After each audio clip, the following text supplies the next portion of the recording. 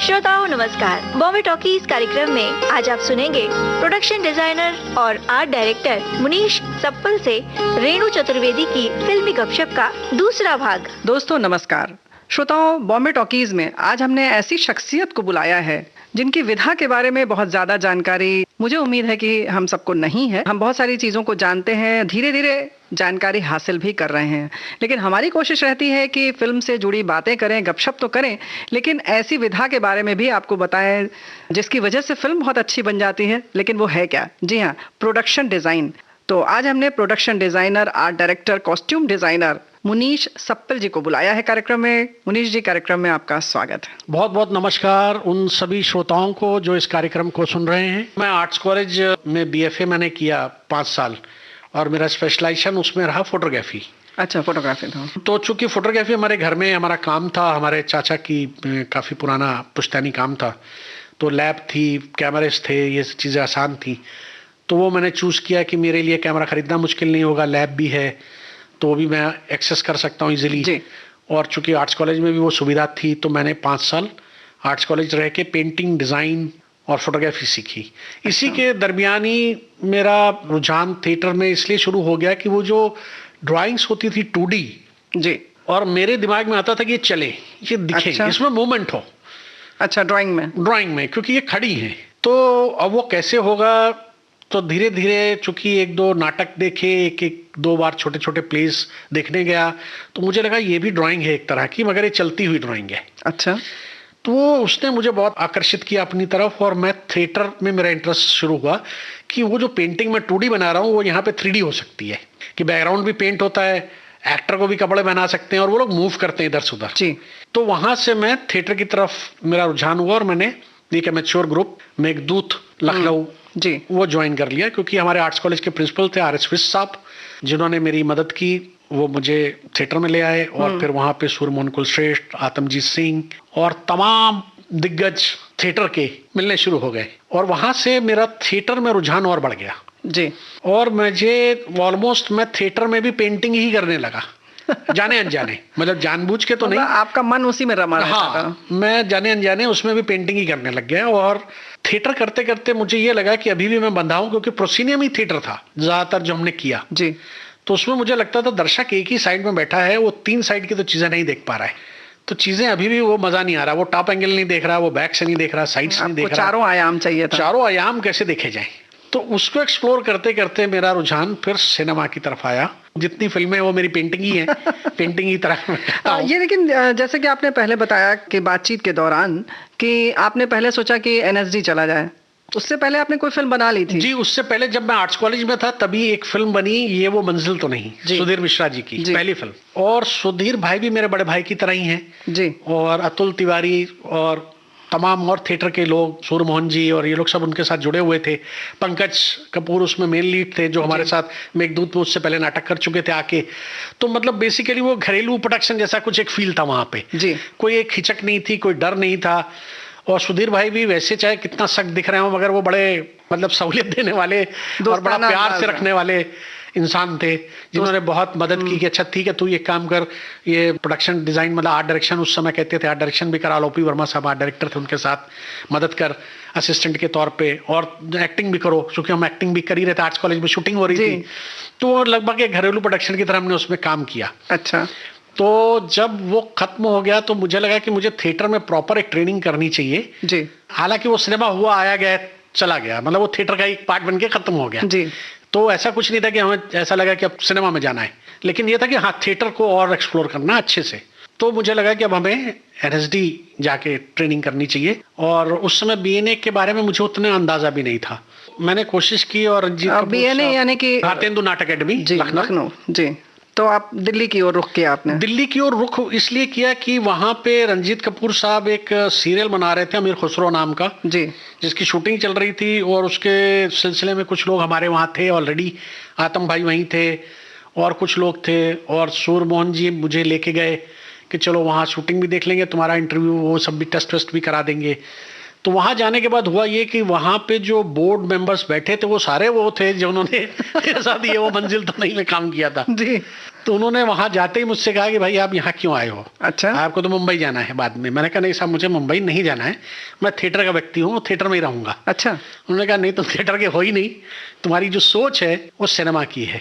अच्छा। तो तुम्हें वहां जाना है, तुम वहां जाओ, यहाँ वक्त मत बर्बाद करो। एक सीट खराब होती है एक व्यक्ति के यहाँ पे हम आपको लेने से, और किसी की एक स्कॉलरशिप और एक सीट चली जाएगी, तो हम आपको यहाँ नहीं लेंगे, आप जाओ। और अगर आपको जाना ही है तो आप यूपी में जाओ, और अपने लखनऊ में आपके भारतीय हिंदू नाट्य अकेडमी एक बड़ा इंस्टीट्यूट है, वहाँ सीखो, अगर आपको ऐसा ही बड़ा शौक है तो। जी। तो मैंने कहा मेरे लिए कुछ फर्क नहीं है, चाहे वो BNA हो या NSD हो, मुझे तो एक अच्छा टीचर चाहिए और मुझे ट्रेनिंग करनी है। मैं वापस आ गया और मेरी किस्मत बहुत अच्छी रही कि मुझे राज बिसारिया साहब जैसा गुरु मिला, जो शायद NSD में भी नहीं मिलता। उस जमाने में चूंकि अलकाजी साहब नहीं थे जी, तो जाहिर बात है कि इनके टक्कर का तो गुरु नहीं मिलता। तो क्या खास बात थी राज बिसारिया? राज बिसारिया साहब ने बेसिकली जो कुछ भी मैं सोचता था उसको एक तो सपोर्ट किया, जो बाद में सिनेमा में आके डॉक्टर चंद्र प्रकाश द्विवेदी ने किया, वो उन्होंने उस समय किया, क्योंकि उस समय भी मैं यही सोचता था कि आर्ट, कॉस्ट्यूम, मेकअप सब मुझे दिखता है जी, और एक्टिंग तो खैर एक अलग आयाम था जो थिएटर में हर एक को करना पड़ता है जी, क्योंकि इतने लोग नहीं होते और कास्टिंग बड़े जब नाटक होते हैं तो एक रोल तो आपको करना ही है जी, जी। तो वो तो आप ऐसा समझ लीजिए कि मजबूरी में करें या आप जैसे भी करें, आपको करना है। हाँ, वहाँ आप पले बढ़े होते हो तो अपने आप कर लेते हो तो वो तो करना ही होता है, तो वो तो मैं कर ही रहा था। लेकिन जो मेन आयाम थे जिसमें मेरा इंटरेस्ट था वो था designing of the total production, जिसमें आर्ट भी था, कॉस्ट्यूम भी था, मेकअप भी था, हेयर स्टाइलिंग भी थी, जो एक साथ हो सकता है इस बात का विश्वास उन्होंने मुझे दिलाया। उन्होंने मुझे किताबें दी, उन्होंने मुझे उसको लेके ट्रेंड किया कि देखो इस तरह से प्रोडक्शन डिज़ाइन एक चीज़ है जिसको थिएटर में ये डिज़ाइनर्स हुए हैं, चाहे वो डॉल हाफिया हो या तमाम बड़े डिज़ाइनर्स का उन्होंने डिटेल दिया कि उन्होंने देखो किस तरह से बड़े सेट्स बनाए, बड़ा बड़ा काम किया, तुम भी कर सकते हो। और उन्होंने बहुत सारे नाटकों में मुझे मौका दिया ये करने का, उससे मेरा कॉन्फिडेंस बहुत बढ़ गया। जो चीज़ें थोड़ी अधूरी थी वो लगभग पूरी होने लगी, अधूरी तो अभी भी है जी, जी। लेकिन लगभग वो चित्र जो है वो साफ होने लगे और इस बात का विश्वास हो गया कि एक व्यक्ति ये कर सकता है। और वो वक्त मेरे लिए बहुत अच्छा गुजरा। बाद में उन्होंने 1 साल और रखा, एक आप ये कह सकते हैं एक तरह की फेलोशिप जैसे दी गई कि सब लोग मिलके शेक्सपियरन स्टाइल ऑफ थिएटर पे एक प्रोडक्शन करेंगे। जूलियस सीजर नाम का एक नाटक किया जो हम लोगों ने साथ में किया, रेपर्टरी ने, ड्रामा स्कूल ने, और जो बहुत कामयाब रहा अपने वक्त के हिसाब से। तो वो एक बहुत उम्दा एक्सपीरियंस रहा जिसको लेके जब मैं मुंबई आया उसी चीज़ को, तो उसको लेके मुझे कंफ्यूजन नहीं था कि मैं कर सकूंगा कि नहीं, लेकिन लोगों को था कि मैं कर सकूंगा कि नहीं। लेकिन आप में कॉन्फिडेंस था आपको? बिल्कुल, वो कॉन्फिडेंस मुझे शुरू में था कि मैं ये कर सकता हूँ, मुझे दिख रहा है जी। और वो डॉक्टर चंद्र प्रकाश द्विवेदी को आते ही कहा था कि मैं ये कर सकता हूँ। मैं कहा नहीं यार, ऐसा नहीं होता है, ये करके दिखाओ, फिर आगे आगे हम कोशिश करेंगे। तो किस प्रोडक्शन के दौरान उनसे मुलाकात हुई चंद्र प्रकाश द्विवेदी? ये चाणक्य नाम का एक धारावाहिक उस दिनों बन रहा था। सलीम आरिफ उसमें कॉस्ट्यूम डिजाइनर थे, नितेश रॉय आर्ट डायरेक्टर थे जी, और डॉक्टर साहब उसको डायरेक्ट कर रहे थे, लिख रहे थे और एक्टिंग कर रहे थे जी। और उनको वो तीनों चीजें करके देख के मेरा कॉन्फिडेंस और भी बढ़ गया। मैंने कहा जब ये एक आदमी डॉक्टर ऑफ मेडिसिन जी, एक्टर भी हो सकता है, राइटर भी हो सकता है, डायरेक्टर भी हो सकता है, तो मैं डिजाइनर क्यों नहीं हो सकता? यानी कैमरे के पीछे खड़े होकर निर्देशन भी कर ले और खुद कैमरे के सामने खड़े होकर अभिनय कर ले, क्या बात है। बिल्कुल, और लिख भी वही रहे थे, लिख भी वही रहे जी। मतलब बहुत बेहतरीन कर रहे थे, इसलिए क्योंकि वो चूंकि उनसे मेरी इस तरह से अच्छी पहचान हो गई थी कि जब वो ऑडिशन वगैरह भी होते थे तो मैं वहीं रहता था जी। कई अलग अलग किरदारों के, तो उनसे बेहतर कोई कर भी नहीं पा रहा था जी उस रोल को। उनसे ज्यादा फ्लुएंट कोई हिंदी का उच्चारण भी नहीं कर सकता था। उस तरह की जो हिंदी हालांकि बड़ी आम तो नहीं है मगर फिर भी इतनी भी क्लिष्ट नहीं है कि आदमी समझ ना सके। हाँ, लेकिन वो एक जिसको कहते हैं बिल्कुल क्रिस्टल क्लियर बोलना, एक हाँ। एक शब्द, एक एक अक्षर जो बिल्कुल उन्होंने अलग अलग बोला है, स्पष्ट बिल्कुल, वो वाकई इसकी वजह से शायद उनकी भी वो ट्रेनिंग रही उनके घर से क्योंकि उनके पिताजी संस्कृत के महाचार्य थे और संस्कृत उनका जीवन शैली का एक पार्ट था और डॉक्टरी उन्होंने पढ़ी थी, लिखा था। तो जब उनको ये सब चीजें कर सकते थे तो हम भी कर सकते थे, ये बात का मुझे और विश्वास था। तो उन्होंने आपसे करवा लिया? उन्होंने कहा कि आप यहाँ पे सब करो साथ में, लेकिन एसोसिएट कॉस्ट्यूम डिजाइनर हो आप सलीम आरिफ के साथ, आपका काम सही लगा तो हम आपसे अगली बार फुल फ्लेज सब कुछ करवाएंगे। यानी कि आपकी परीक्षा थी? परीक्षा थी, टेस्ट लिया गया और जो शायद ठीक ही रहा, इसलिए क्योंकि फिर अगला काम जब मृत्युंजय हुआ जी तो उसको मैंने फिर आर्ट, कॉस्ट्यूम, मेकअप, स्टाइल सब कुछ किया, फिर उसको बहुत सराहा गया, कई अवार्ड मिले पहली बार जिंदगी में, सारे उसके लिए जितने पॉपुलर अवार्ड्स थे। और फिर वो सिलसिला ऐसा चला कि फिर हम लोग ने साथ में काफ़ी काम किया, पिंजर की और तमाम और फिल्में भी की, Z+ और मतलब काफ़ी फिल्में लगातार की। पिंजर की बात हम करेंगे, लेकिन उससे पहले पिंजर का गीत सुन लें। जी ज़रूर।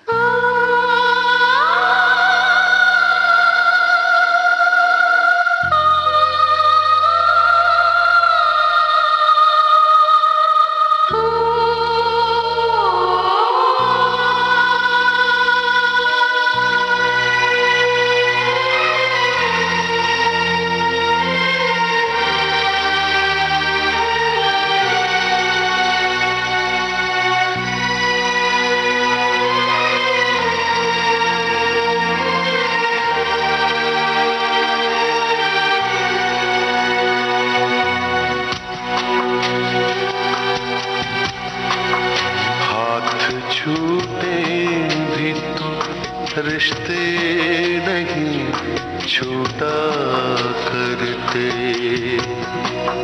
हाथ छूटे भी तो रिश्ते नहीं छूटा करते। वक्त की शाख से, वक्त की शाख से लम्हे नहीं टूटा करते, हाथ छूटे भी तो रिश्ते नहीं छूटा करते। छूट गए यार न छूटी यारी मौला, छूट गए यार न छूटी यारी मौला, छूट गए यार न छूटी यारी मौला।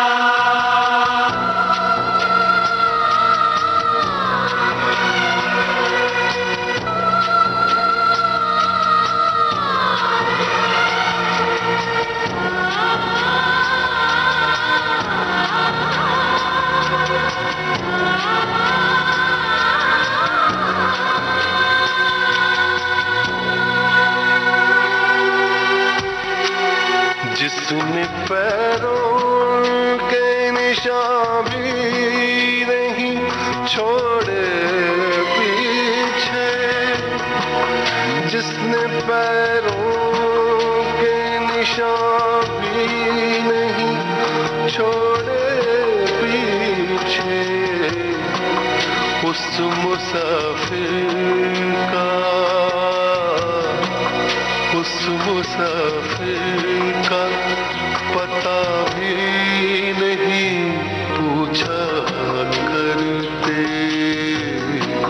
हाथ छूटे तो रिश्ते नहीं छूटा करते। छूट गए यार न छूटी यारी मौला, छूट गए यार न छूटी यारी मौला, छूट गए यार न छूटी यारी मौला।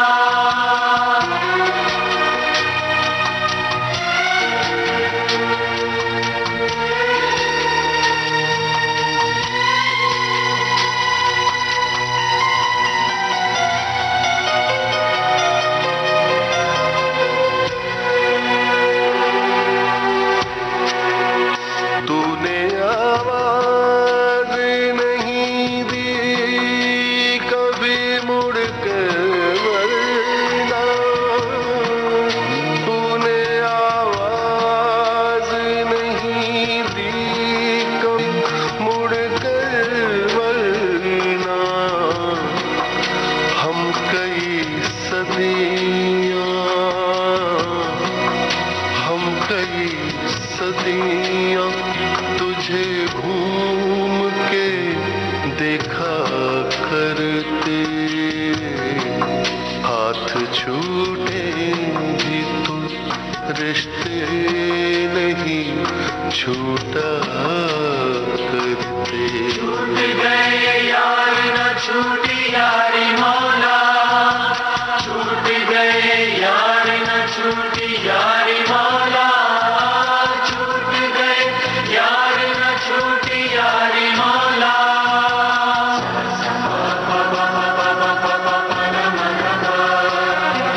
सा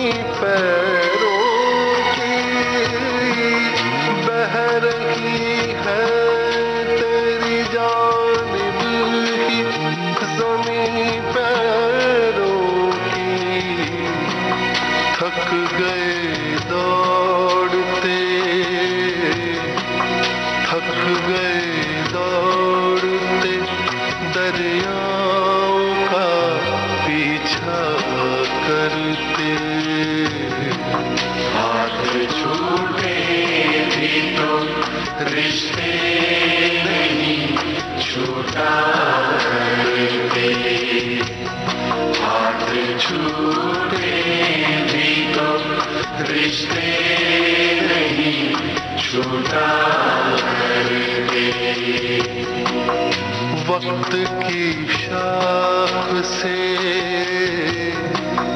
वक्त की शाख से लम्हे नहीं टूटा करते, हाथ छूटे भी तो रिश्ते नहीं छूटा करते। पिंजर का ये गीत बहुत सुंदर। और डॉक्टर चंद्र प्रकाश द्विवेदी जी के साथ एक बार फिर आपने इसमें काम किया, या यूं कहें कि दोनों ने मिलकर ये फिल्म बनाई। तो ये पीरियड ड्रामा था? जी बिल्कुल। तो आपका पसंदीदा विषय? मेरा पसंदीदा विषय है, मेरा ही नहीं, डॉक्टर साहब का भी। जी जी। मुझसे तो बड़ा आप पसंद वही करते, क्योंकि उन्होंने ही मुझे भी ये लत लगाई चाणक्य से। जी। इससे पहले तो मेरा हिस्ट्री से उतना लेना देना नहीं था, लेकिन चूंकि चाणक्य से शायद मुझे भी ये शौक शुरू हुआ, और उसके बाद लगातार मृत्युंजय और फिर आगे के कई काम हमने ऐसे किए जो साथ में, जिसमें हमारा पीरियड खुद ब खुद आ गया, और फिर पढ़ना भी पड़ा और फिर अच्छा भी लगने लगा। तो पिंजर जो थी बड़ी खूबसूरत कहानी थी अमृता प्रीतम जी की एक नॉवल पे जी, जो डॉक्टर साहब ने सोचा कि हम लोग इसके ऊपर काम करें। पार्टीशन पे 46 से 48 तक की कहानी जी। जिस समय ये पिंजर बनी उस समय बहुत सारी पीरियड फिल्म्स इस तरह की नहीं बन रही थी जी। वो भी अपने आप में एक चैलेंज जैसा काम था कि पीरियड फिल्म बनाना और उनकी रुचि पैदा करना एक तरीके से होता है। जब आप विषय से हट के करते हैं काम, तो एक तरह से आप उनको मोड़ना चाहते हैं कि अच्छा ये भी देखिए, है ना जी। और दूसरा फिर पिंजर एक इस तरह की कहानी थी जो पार्टीशन की थी, तो शायद वो नेगेटिव इफेक्ट भी पैदा कर सकती थी कि लोगों के घावों को कुरेदना। जी जी बिल्कुल, इस तरह का भी इफेक्ट आ सकता है बिल्कुल। तो लेकिन चूंकि कहानी बड़ी पॉजिटिव थी, बड़ी खूबसूरत कहानी थी, तो इस वजह से हमने एफर्ट किया कि नहीं हम इसे कहें। तो अमृता जी के पास गए दिल्ली, उनसे बातचीत की, राइट्स लिए, फिर मुंबई आए, स्क्रिप्ट उनको सुनाई, जो स्क्रिप्ट तो अलहदा लिखी गई, तो उनको सुनाई, बड़ी पसंद आई। और फिर हमने इसके ऊपर जब काम शुरू किया तो लगभग इस फिल्म में भी ज़्यादातर जो काम हुआ वो सेट्स पे हुआ जी। चूँकि हमारे जो प्रोड्यूसर थे अभय ओसवाल साहब, उन्होंने हमें कहा कि बजाय इसके कि आप अलग अलग गाँव में, अलग अलग शहरों में घूमोगे, करेक्ट पीरियड मिलेगा नहीं मिलेगा, उसमें इतना बदलाव करोगे, तो उस सब को देखते हुए इससे बेहतर है कि आप सेट लगा लो मुंबई में, कोई कहीं ना जाए, मन मुताबिक काम भी कर सकते हैं जी। तो वो हमें बहुत अच्छा लगा, क्योंकि हमने आज तक जो भी काम किए थे सेट्स पे किए थे, और सेट्स फ्रेंडली थे, शूटिंग फ्रेंडली होते हैं सेट्स, तो इस वजह से सभी के लिए फ़ायदा था। तो हमने कोशिश की कि सेट्स पे काम किया जाए। हमने उस लोकेशंस पहले देखी जाके पंजाब में, चूंकि डॉक्टर साहब का पंजाब उतना नहीं देखा था। संतोष ठुंडियल जो इसके कैमरामैन थे, मेरे दोस्त हैं, उन्होंने भी पंजाब नहीं उतना देखा था, क्योंकि वो केरल के हैं जी। उनको भी पंजाब घुमाया गया साथ में। फिर आके हमने सेट्स डिज़ाइन किए, सेट्स यहाँ लगाए, फिर कॉस्ट्यूम्स डिज़ाइन की। कास्टिंग के बाद फिर हमने कोशिश की कि इसको ऑथेंटिक लुक के साथ काम किया जाए, कि लोग इसे एज ए रेफरेंस यूज़ करें आने वाले 50 सालों तक, जिसको भी अब पंजाब पे या पार्टीशन पे काम करना है। कोशिश वो थी, वो कितनी कामयाब हुई कि नहीं ये तो नहीं कह सकता हूँ, लेकिन हमारी ये सोच थी काम करते वक्त। एक बहुत उम्दा गीत है कि गाइड फिल्म में से आप कोई भी गीत ले लें, सभी मेरी पसंद के गीत हो।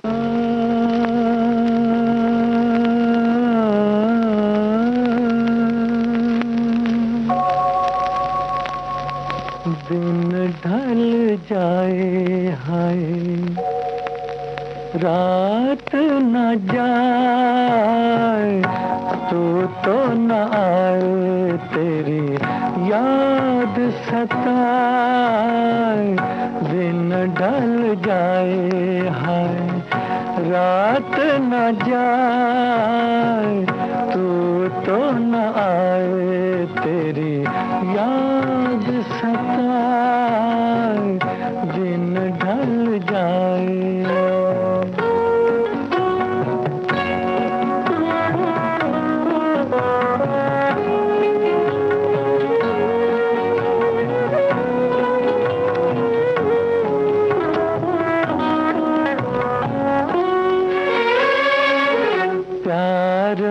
जिनके सब जग छोड़ा और हुए बदनाम उनके ही हाथों हाल हुआ ये बैठे हैं दिल को थाम। अपने कभी थे अब है पराए। दिन ढल जाए हाय रात न जाए तो न आए तेरी याद सताए। दिन ढल जाए।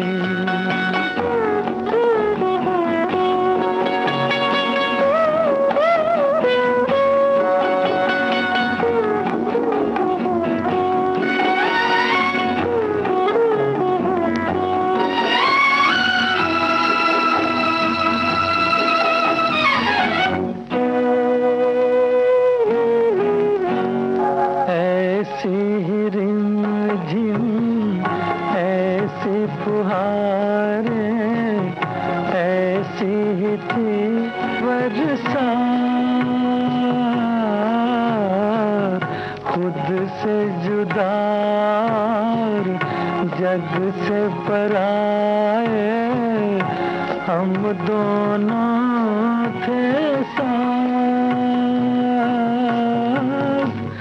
फिर से वो सावन अब क्यों ना आए।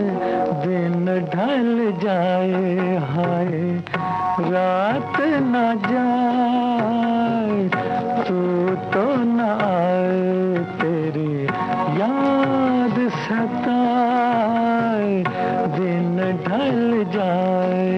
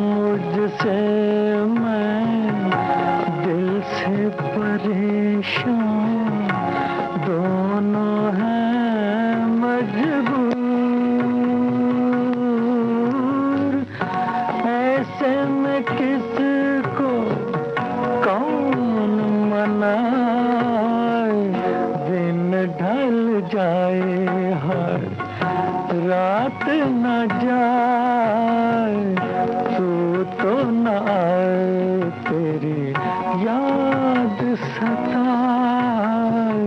दिन ढल जाए। मुनीश जी, ऐसा लगता है आमतौर पर जैसे ये पीरियड वाली फिल्म हम देखते हैं, ऐतिहासिक फिल्में जिसको कह सकते हैं, जो किसी खास समय की होती हैं, कालखंड की होती हैं और ख़ास अवसर की होती हैं। तो हम ऐसा सोचते हैं कि उसको पढ़ लिया जाता है, हो जाता है और उसको बना लिया जाता है। लेकिन अभी आपकी बात से ऐसा लग रहा है कि आप लोग गए वहाँ पंजाब देखने, तो मतलब क्या अंतर हो जाता है दोनों में? अंतर आप ऐसा समझ लीजिए कि एक तो पंजाब आज के वक्त में जो हमारे पास है वो आधा पंजाब है जी, नीचे का पंजाब। जो ऊपर का पंजाब है, जिसको कि एक्चुअल हम असली पंजाब कहते थे, वो पाकिस्तान का हिस्सा है जी। और ये जो हमारे पास हिस्सा है इसे कहा जाता था कीकरों वाला पंजाब, यानी कि सूखा पंजाब। अच्छा। लेकिन कहानी जो है वो अमृतसर, लाहौर, उसके आसपास के गाँव की है। तो लाहौर या तो जाके देखा जाए जी। या उसके गांव देखे जाएं, तो वो फैसिलिटी या तो हम उठाएं या उतना वक्त दें, तो शायद वो ना करते हुए, चूंकि मैं ओरिजिनली पंजाब से हूँ, मेरे एंसेस्टर्स पंजाब से हैं, हालांकि मैं रहा नहीं वहाँ कभी। जी जी। पैदाइश और पढ़ा लिखा तो लखनऊ में ही हूँ जी। तो फिर भी थोड़ा तो पंजाब से जुड़ा हूँ जी। तो मैं इनको लेके गया ये देखने के लिए, दिखाने के लिए कि वहाँ का स्टाइल ऑफ आर्किटेक्चर जो थोड़ा बहुत बचा है अभी भी, वो किस तरह का है, गलियाँ किस तरह की हैं। जैसे लोग कहते हैं कि अमृतसर की गलियाँ और लाहौर की गलियाँ एक जैसी हैं। जी। ठीक है ना। अगर आप चूंकि बनारस से हैं, आपने बनारस को करीब से देखा है, तो जिस तरह से 80 घाट के पीछे या बनारस के सब घाटों के पीछे की गलियां हैं, 3-3 फीट की, 4-4 फीट की, लगभग अमृतसर लाहौर की कुछ गलियां ऐसी हैं। अच्छा। जिसकी वजह से वो फेमस है कि 2 खिड़कियां अगर अगल बगल के घरों में खोल दी जाए तो आप सब्जी ले सकते हैं, सब्जी दे सकते हैं जी, पानी ले सकते हैं, पानी दे सकते हैं, बिना नीचे गिराए। आदान प्रदान हो सकता है। आदान प्रदान हो सकता है और खड़े होकर घंटों आप बात कर सकते हो, ऐसे जैसे आप वहीं आमने सामने खड़े होकर बात जी जी। लगभग ये माहौल पंजाब का था। अच्छा। उस जमाने में। अभी लाहौर का कितना ये तो नहीं कह सकता, लेकिन अमृतसर में भी कुछ इलाके हैं जहाँ पे अभी भी है वैसा माहौल, तो वो इनको समझ में आ जाए जी, स्टाइल ऑफ आर्किटेक्चर, और वहाँ की थोड़ी सी लाइफ समझ सकें कि लोग किस तरह से रहते हैं, उनकी लंबाई चौड़ाई क्या है, उनका खाना पीना कैसे है, वो कैसे बोलते हैं, उनका अंदाज क्या है बोलने का। क्योंकि अगर आप मान लीजिए एक नीचे के काले से बोलते हैं तो वो 7वें काले से शुरू करते हैं जी बोलना, और किस काले तक जाते हैं तो पता ही नहीं पता, वो तो काले ही नहीं बने। तो वो कहीं से भी बोल सकते हैं। हाँ। किसी को कहीं खड़े होकर कहीं पे भी आवाज लगा सकते हैं। मतलब ये सब कुछ ऐसी बातें हैं, पकड़ना पड़ता है उसको। हाँ, तो वो थोड़ा सा एक डायरेक्शन के पॉइंट ऑफ व्यू से, एक डिजाइनर के पॉइंट ऑफ व्यू से, साउंड के पॉइंट ऑफ व्यू से, कैमरामैन के पॉइंट ऑफ व्यू से, कि खेत कितने बड़े बड़े हैं, वरना छोटे छोटे भी खेत होते हैं वहाँ के पंजाब के, बड़े बड़े लहराते हुए खेत एक ही फसल के साथ किस तरह के होते हैं या किस तरह के हो सकते हैं, उसका एक उनको अंदाजा आ जाए। तो इस सब को देखने गए, लेकिन बहुत सी पुरानी चीज़ें तो नहीं मिल सकती, तो वो बनानी पड़ी। जैसे कि जो भी आपने फिल्म में देखा कि अगर आपने पुरानी बसें देखी तो वो बनाई गई थी, पुरानी गाड़ियाँ देखी तो बनाई गई थी। बहुत कुछ ऐसा था फिल्म में जो कुछ बनाया गया था, क्योंकि वो चीज़ें अब अवेलेबल नहीं है। लेकिन उसी के साथ साथ ये कोशिश की गई कि जो सेट्स बनाए जाएं तो वो कोशिश वो की गई कि जो रेफरेंस मिले या जो घर आज भी हों जी, उस तरह के, कि उन्हीं को देख के उनसे मिलता जुलता बनाया जाए, अपने दिमाग का इस्तेमाल कम करके चीजों को रेप्लिकेट ज्यादा किया जाए, क्योंकि ये आर्किटेक्चर की बात है। मौलिक रूप से जैसा देखा गया बिल्कुल वैसा ही बनाया जाए, आसपास पहुंच जाए, उसमें अपना वो न लगाया जाए कला। हाँ, कला लगाएं, लेकिन वो फिल्म से, कहानी से जुड़ी कोई चीज ऐड कर रही है तो वो जरूर लगाएं, लेकिन ऐसा ना करें कि जिससे सिनेमैटिक लिबर्टी लेके कुछ भी आप कर रहे हैं। हाँ, उस तरह की हरकत ना करें। जैसे आपने बहुत बताया कि आगे के 50 साल तक लोग उसी को रेफरेंस के तौर पर याद करें, तो जाहिर है कि वो ऑथेंटिसिटी होनी ही चाहिए। तो कोशिश वही की गई, और उसी तरह के चाहे रुपए पैसे हो उसको छपवाया गया, करेंसी छपाई गई। अच्छा। हर चीज, अखबार छपवाए गए, तमाम बहुत सारी चीजें। मैंने जो कुछ किया होगा, चूंकि ये 2003 की बात है, उतना तो अब याद नहीं होगा, लेकिन जितना याद है इतना मैं बता सकता हूँ कि हर चीज बनाई गई थी। क्या बात है। तो चूल्हे वैसे हों, सीढ़ी वैसी घर की निकलती है, बर्तन भांडे हैं, ताला चाबी, ये सारी चीजें, बहुत छोटी छोटी चीजें मायने रखती हैं। जी जी जी, बिल्कुल। वो लाई गई पंजाब के अलग अलग हिस्सों से, छांट छांट के वहां से शॉपिंग की गई। कपड़े जब खरीदने गए तो पंजाब से उसके कपड़े खरीदे, और वो भी जैसे कि जो पुराने बुजुर्ग थे हमारे घरों के, यानी कि हमारी दादी नानी के एज के, उनको हम लोग लेके गए बाजार। अच्छा। हाँ, और उनसे कहा कि आप अपनी जवानी के टाइम का जो सूट पहनते थे वो कपड़ा निकालो। अच्छा। हाँ, तो वो दुकानदार को बोल के उन्होंने वो वाले प्रिंट निकाले, तो फिर हमने अपनी क्रिएटिव लिबर्टी से उसी से मैचिंग प्रिंट चूज की। हमने कोशिश ये की कि लगभग हम उसको रिपीट कर दें, उस हीरा को। क्या बात है। तो जितने भी फोटो रेफरेंस हो सकते हैं हमारी परिवार के उस समय के, या उन लोगों के जो जिनके परिवारों के उस समय के रेफरेंस हैं ब्लैक एंड वाइट के, उनसे उनके फोटो मंगाए गए। बहुत सारे बुजुर्ग लोगों से बातचीत की गई वहां जाके, जो 80 साल के थे, 80+ थे, जिन्होंने उस इरा को भोगा है जी, कि अगर आप मान लीजिए अमृतसर से लाहौर जाते होंगे उस ज़माने में, तो आप साइकिल से, कौन सी साइकिल थी, उसका मेक क्या होता था, या अगर आप बस से जाते थे तो बस का कितना टिकट होता था, बस का क्या टिकट होता था कि नहीं, छपता था कि नहीं, किराया या उसके ऊपर क्या छपता था, अंग्रेजी में छपता था कि पंजाबी में छपता था, गुरुमुखी में या हिंदी में छपता था, तो क्या किराया होता था, ये सब तमाम छोटी छोटी बातें, वो चाहे फिल्म में दिख रही हो या ना दिख रही हो, उसकी ज़रूरत है कि नहीं, उसके अलावा ये अपनी जानकारी के लिए भी हमने लोगों से बातचीत करके उन सब चीज़ों को पूछा। तो हम श्रोताओं को ये गीत सुना देते हैं? जरूर, प्लीज।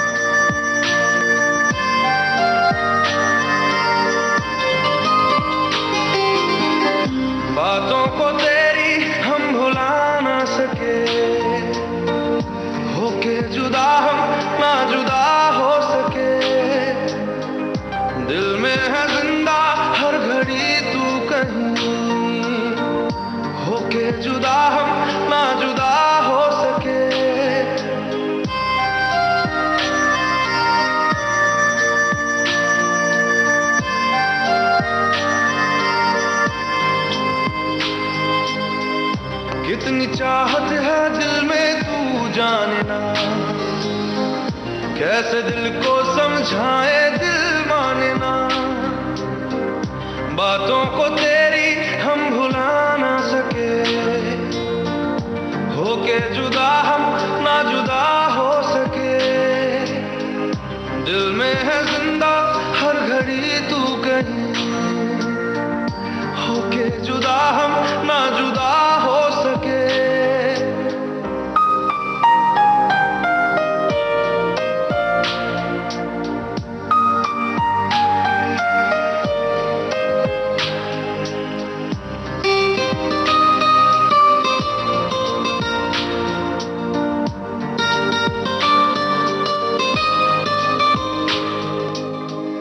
मेरी तमन्नाओं का एहसास तुम, मैं कहीं भी रहूं मेरे आसपास तुम, खुदा जाने खुदा जाने खुदा जाने, एक पल भी तुमसे दूर जा ना सके, होके जुदा हम ना जुदा हो सके, बातों को तेरी हम भुला ना सके, होके जुदा हम ना जुदा हो सके।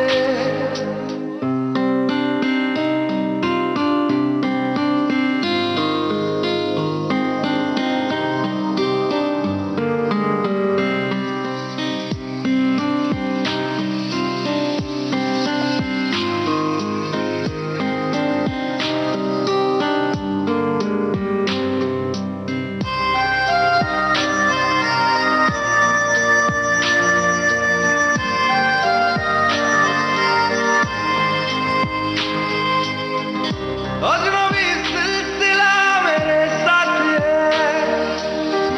भीड़ में तन्हाई का एहसास है, खुदा जाने खुदा जाने खुदा जाने, यादों को तेरी हम मिटा ना सके, होके जुदा हम ना जुदा हो सके, दिल में है जिंदा हर घड़ी तू कहीं, होके जुदा हम ना जुदा हो सके, बातों को तेरी हम भुला ना सके।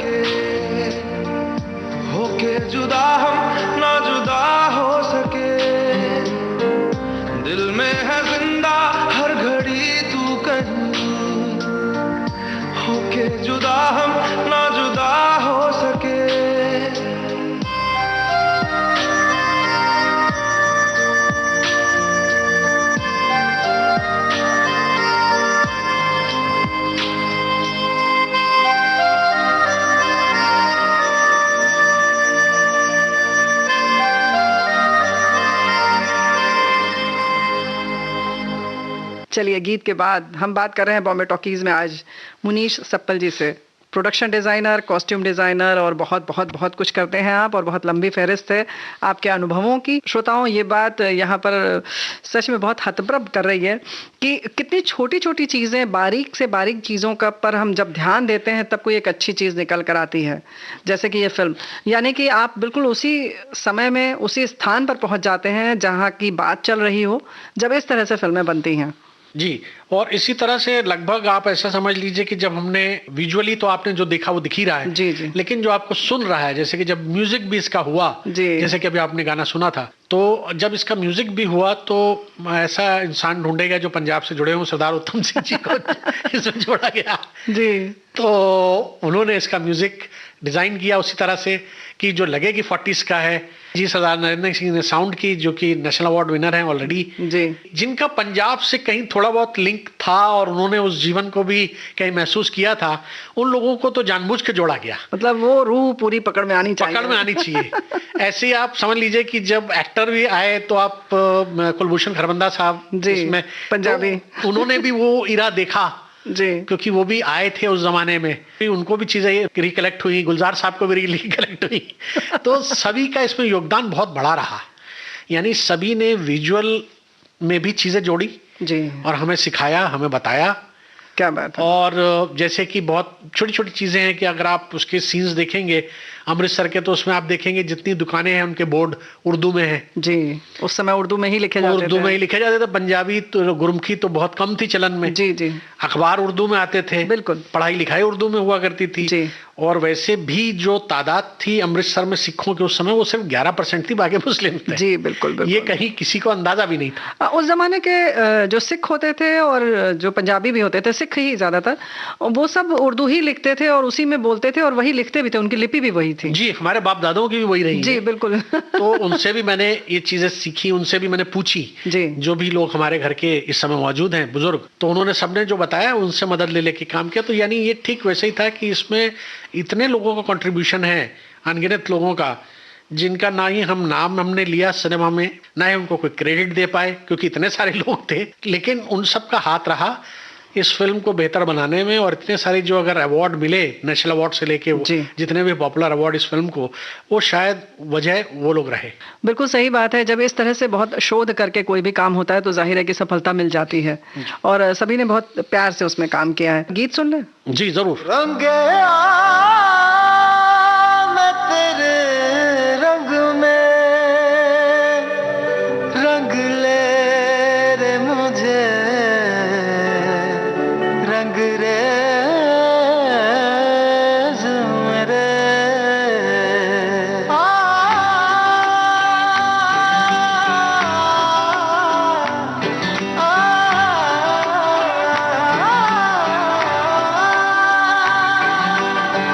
बाखुदा पाकीज़ा है नैना तेरे, दिल करे नैनों में ही रहना तेरे।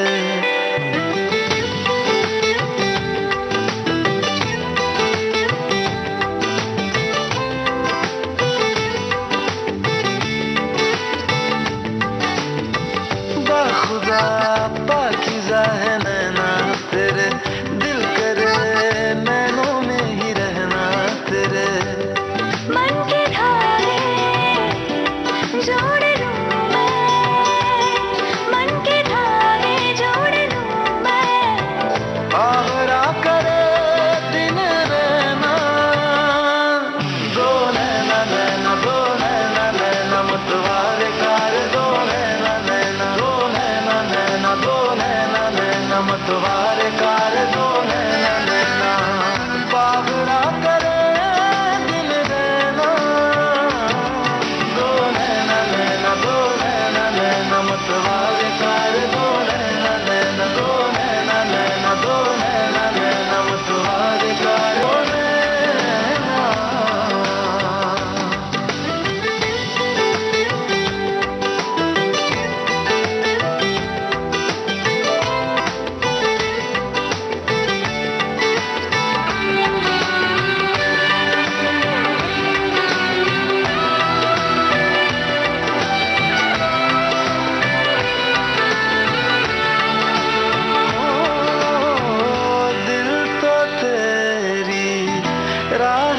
के पल भर ही सही तू पास तो आए।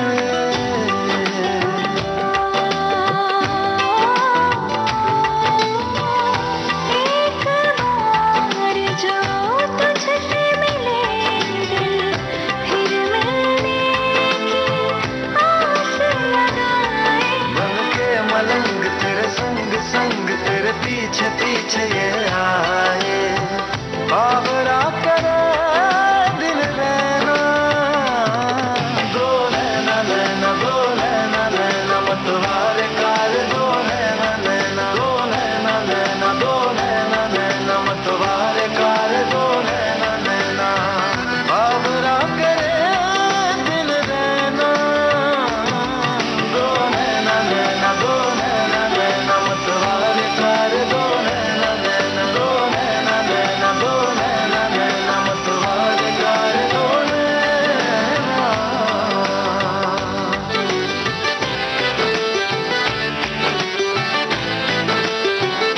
सरी सरी पमा गरी सरी गरी सरी सरी पमा गरी सरी सरी।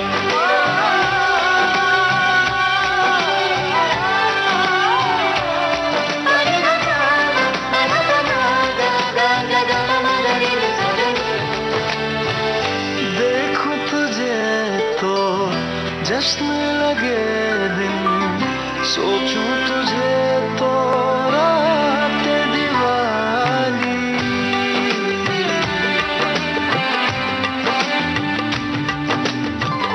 कोई भी लम्हा गुजरे ना तुझ बिन, मैंने तुझे में दुनिया बसा ली। तेरा रंग रंग तेरा ढंग ढंग मुझ पे सवार हो जाए।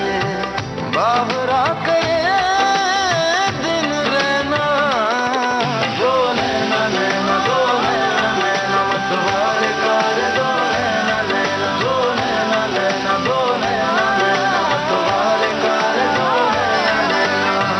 बाबरा करे दिन रहना दो नैना नैना दो नैना नैना मतवारे कार दो नैना नैना दो नैना नैना दो नैना नैना मतवारे कार दो नैना। मुनीश जी, कुछ आपकी जो विदेश की फिल्में आपने बनाई हैं जो बहुत नाम हुआ है जिसमें, उसके बारे में आप क्या बताना चाहेंगे? उसकी वजह भी आप ऐसा समझ लीजिए कि जो पीरियड से जुड़ा हुआ काम हमने किया, जी उन फिल्मों ने मुझे वहां तक पहुंचाया। जैसे कि मैं जिक्र करूंगा शार्प पेरल का, जी जो बहुत फेमस सीरीज है शॉन बीन के साथ मेरी।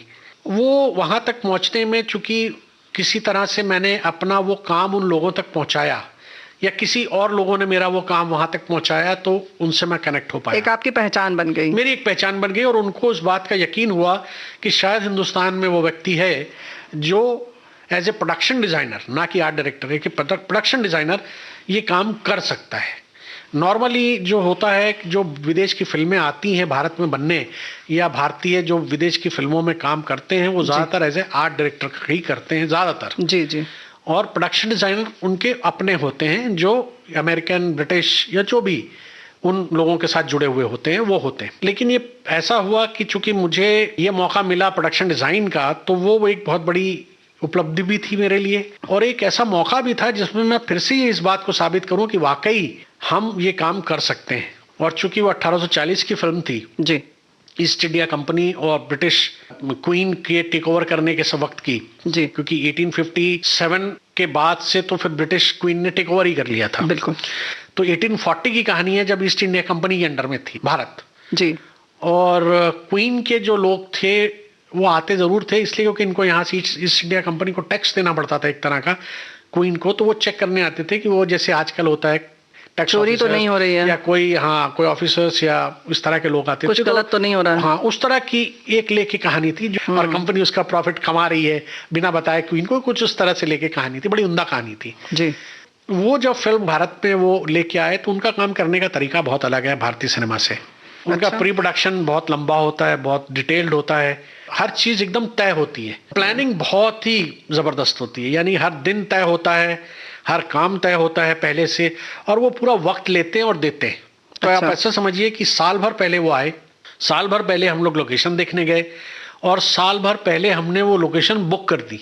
अच्छा, बुक भी कर दी? सिर्फ बुक ही नहीं की, एमपी में चूंकि मध्य प्रदेश की कहानी थी, फिल्म में वो सेंट्रल इंडिया दिखाया गया था, तो वो मध्य प्रदेश का ही भाग रहा होगा। जो खजुराहो के पास की मैंने जगह चूज की जी, क्योंकि खजुराहो का जो आर्किटेक्चर है, शिल्प है मंदिरों का, वो उसमें मेरा एक खास रुझान है, एक खास अटैचमेंट है इसकी वजह से, क्योंकि वो एक ऐसा आर्किटेक्चर है अपने समय का जो अनदेखा है आज भी। तो मैं चाहता था कि उसको भी हम अगर पार्ट कर लें 1840s में, तो एक बड़ी उपलब्धि हो जाएगी फिल्म के लुक के साथ भी। जी, तो मध्य प्रदेश चूंकि जाना ही था, भोपाल चूज ना करके हमने खजुराहो क्यों चूज किया, मैं इसके लिए आपसे ये बात कर रहा हूँ। हालांकि एयरपोर्ट अगर कहें तो खजुराहो में भी है, और शायद भोपाल में इतने 5 स्टार नहीं होंगे जितने खजुराहो में है। पर्यटन स्थल है इसलिए। पर्यटक स्थल है, और मेरा ख्याल है कि एक छोटा सा गांव है और उसमें कम से कम 8-10 5 स्टार हैं। अच्छा। और 8-10 ही 3 स्टार होटल भी हैं। अच्छा, क्योंकि ऐसा कोई देश में कोई गांव नहीं है ऐसा जिसमें इस तरह की स्थिति हो। तो वो भी एक बड़ी उपलब्धि रही फॉरेन क्रू के लिए, इसलिए रहना कि वो आसानी से मान गए जी कि यार ये तो बहुत अच्छा है, रहने की सुविधा है और हम आसानी से बार्गेनिंग भी कर लेंगे क्योंकि बहुत सारे 5 स्टार हैं जी, और इतना सारा क्रू आराम से, लोकेशन बहुत सुंदर है। तो वो हमने बुक की, और आप ऐसा समझिए कि हमने खेत में कौन सी फसल लगनी है ये भी हमने तय कर ली उसी समय। अच्छा, यहाँ तक कि तय ही नहीं की, बल्कि वो खेत खरीद लिए फसल के साथ, लगभग उतने दिन के लिए लीज पे ले लिया, आप ऐसा समझे। अच्छा, हाँ, हम लोगों ने जैसे ये तय कर लिया कि भाई आप अगर ये गेहूं की फसल लगाओगे तो ये गेहूं की फसल आपके खेत की कितनी, उसने कहा जी 20,000 की, आपकी कितनी होगी जी 50,000 की, आपकी कितनी होगी 40,000 की। तो ऐसे करके 8-10 खेत जो एक साथ जोड़ के मेरा लैंडस्केप बनता था, उस सब की फसल हमने खरीद ली, पैसा आधा चुका दिया।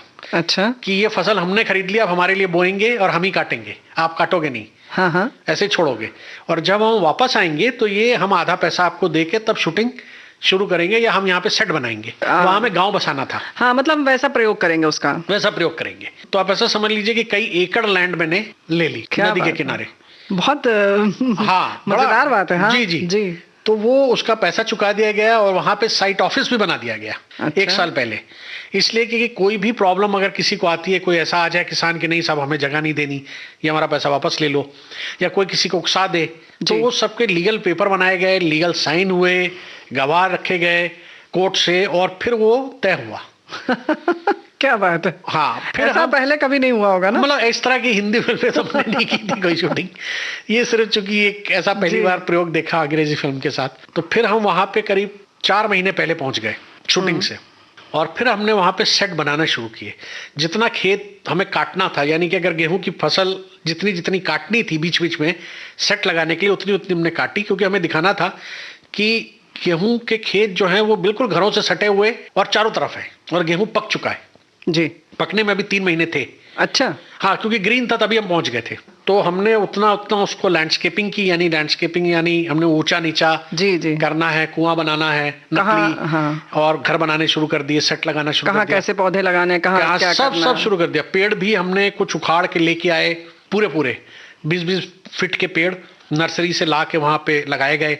4 महीने तक उसकी नर्सिंग की गई कि जब तक शूटिंग होगी तो ये फल इस तरह के फल देगा, जिसमें महुआ के फल मुझे चाहिए थे। तो मतलब इस तरह के तमाम काम जो मैंने पहली में भी किया था, हालांकि मैं पहली का पता नहीं हम लोग जिक्र कर चुके हैं तो उसमें वो बात रह गई थी कि पहली में भी हमने कुछ पेड़ लाके लगाए थे सेट पर भी, सेट पे बड़े अंदर आंगन में। जी हाँ, वो तो पहली में है, पेड़ तो दिखाए जाते हैं। जी, वो नकली, मतलब वो बाहर से लाए गए हैं, लेकिन लगाए गए। तो उसी तरह से फिर वहां पे हमने सब रोपाई की, बनाए, और फिर वो हमारे सामने वो फसल पकी, गेहूं पक गया। जब तक एक्टर आ गए, लोग आ गए, रिहर्सल शुरू किया, और फिर कॉर्डन शुरू कर दिया एरिया का, तब लोगों को समझ में आया कि ये तो बहुत बड़ा क्रू आया, 200 का क्रू आया अंग्रेजों का चार्टर्ड फ्लाइट से। 200 लोग। हाँ, और कम से कम 250 घोड़े आ गए, 4 हाथी आ गए, मतलब वहां मेला लगना शुरू हो गया, 1000 आदमी इकट्ठा हो गए। तब लोगों को समझ में आया कि यहाँ कोई बड़ी फिल्म बन रही है, क्योंकि तोपें बन गई, फलाना बन गया, उसके तोपों के चला के एक्शन शुरू हो गए, टेस्ट शुरू हो गए कि तोप दागी जा रही है, ये सब मतलब पीरियड है। हाँ, जाहिर है। तो सबको दुनिया को समझ में आ गया, तो लोग मतलब पूरे एमपी से आने लगे इस चीज को देखने, और धीरे धीरे वो प्रोडक्शन शुरू हुआ, और हमने उसको खत्म किया फिर बहुत अच्छे तरीके से। और वो फिल्म बहुत पॉपुलर रही वहाँ पे भी, और उसको नॉमिनेशन भी मिले, बाफ्टा में नॉमिनेशन मिला, उसको काफ़ी सराहा गया, और मुझे उनके अच्छी सी चिट्ठियां प्रोड्यूसर की तरफ से बधाई वाली, आप ऐसा कह सकते हैं, प्रशंसा की चिट्ठियां आई, बिल्कुल प्रशंसा की, जो मैंने आज भी मढ़ा के रखी हुई है, उसको फ्रेम करा के रखा है। भाई यहाँ पर तो हम भी आपको बधाई देते हैं पूरे श्रोताओं की ओर से कि इतने बड़े प्रोडक्शन हाउस के साथ काम करना, और वो भी अंतर्राष्ट्रीय स्तर पर एक अपनी पहचान छोड़ना। और जैसा आपने बताया कि 200 क्रू और उसके साथ 1000-2000 लोग, इतने हाथी घोड़े, इन सबको संभालना वाकई आसान नहीं है, मुश्किल काम जी। और वो तमाम जगह पे की गई, सिर्फ वही खजुराहो नहीं बल्कि ओरछा जी और उसके कई पास के आसपास के इलाकों में उसकी शूटिंग हुई और बहुत बेहतरीन तरीके से हुई। तो शायद धीरे धीरे धीरे वो फिर मेरा एक कनेक्शन वहाँ बनता रहा। उसके बाद फिर मैंने कई और फिल्में की जो मैंने वहाँ जाके भी की, कुछ अमेरिकन फिल्म भी की जो इंग्लैंड में शूट की गई लेकिन वहीं पे शूट हुई, अंग्रेजी फिल्में जी। सिक हाउस है, या और जो अब रिलीज होगी, अभी पोस्ट प्रोडक्शन में है। और मैं वापस जा रहा हूँ एक और अंग्रेजी फिल्म में, मिसिंग लिली करके मेरी एक और फिल्म है, जिसका नाम भी बदल सकता है शायद बाद में लेकिन फिलहाल तो यही नाम है। तो अभी एक इस तरह का कनेक्शन बन गया है कि मुझे कुछ फॉरेन प्रोडक्शन अगर मिल रहे हैं तो मुझे अपने आप को एक्सप्लोर करने में मजा आ रहा है। तो हम श्रोताओं को ये गीत सुना देते हैं। जरूर जरूर, प्लीज। नरसकारी हो गई बज्जर ढोलकिया, शगड़ा की रुत आ गई बज्जर ढोलकिया, अंब लाले चंद लाल तारे नच दे, जद्दो नच दिए तेरे नाकवारे नच दे, जद्दो नच दिए तेरे नाल सारे नच दे।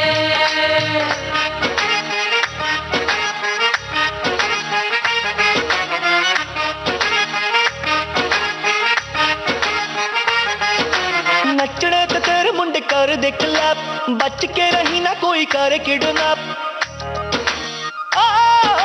नचने ते तेरे मुंडे कर दे क्लैप, बच के रही ना कोई करे किडनैप। तेरा सोना रूप कवारा पीस है डायमंड दा, सूट तेरा लाल रंग दा रंग तेरा सानू डंग दा।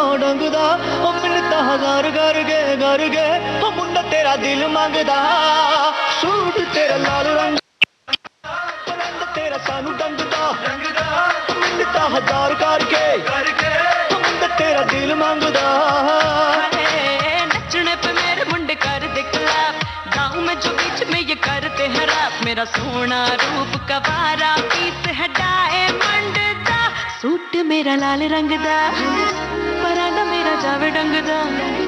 ओ मिन्नत हजार करके मुंडा मेरा दिल मंगदा। ओ सूट मेरा लाल रंग दा परांदा मेरा जावे डंग दा। ओ मिन्नत हजार करके मुंडा मेरा दिल मंगदा।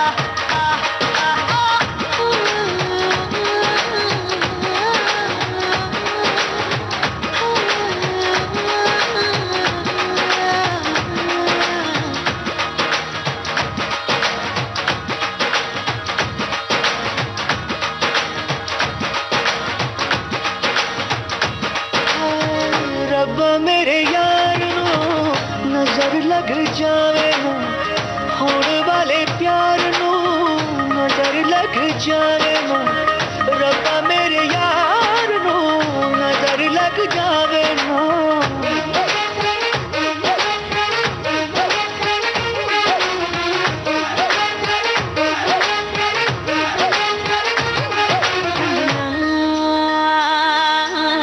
हाथों में डांस करे कंगना, सजना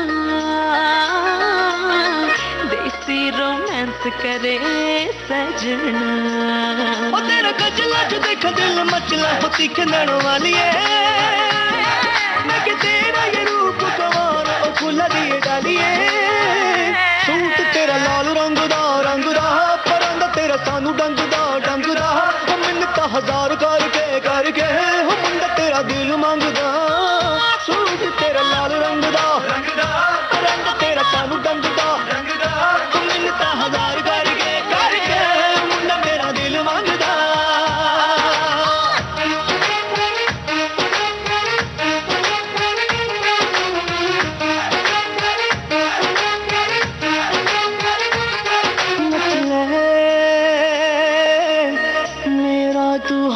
पकड़ नच ले और रख ले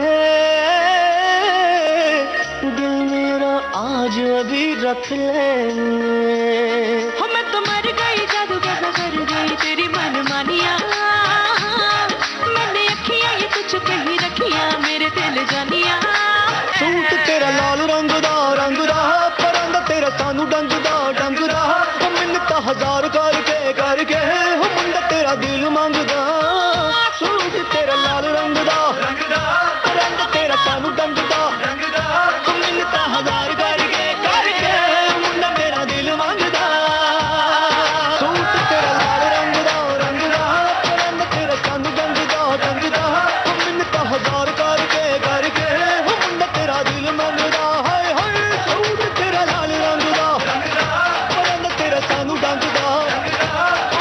हजार करके मुंडा तेरा दिल मंगदा।